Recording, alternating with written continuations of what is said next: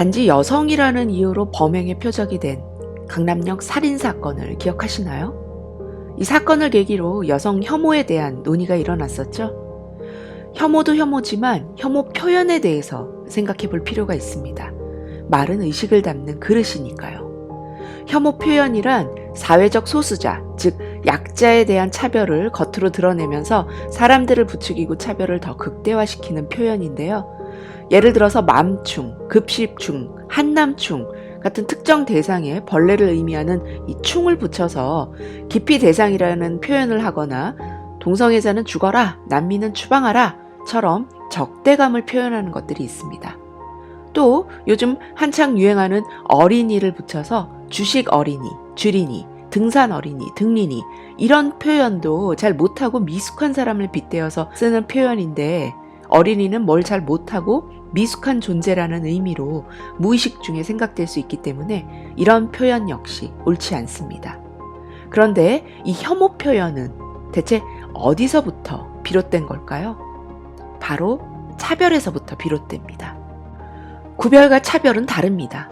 동물과 식물은 다른 성질을 가졌기 때문에 구별되지만 금, 은, 동, 메달처럼 등급으로 구분하는 게 차별입니다.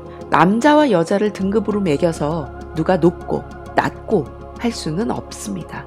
물론 누구나 편견이 있을 수는 있죠. 그런데 이런 호불호, 선호의 문제가 어느 순간 높고 낮고의 차별로 바뀌고 특히 이 혐오 표현을 만나면서 차별을 당연한 것으로 내면화하면서 처음에는 언어 폭력이었던 이 혐오 표현이 물리적인 폭력이나 집단 학살까지 이어질 수 있습니다. 너희 같은 쓰레기는 다 죽어도 상관없어가 되는 거죠.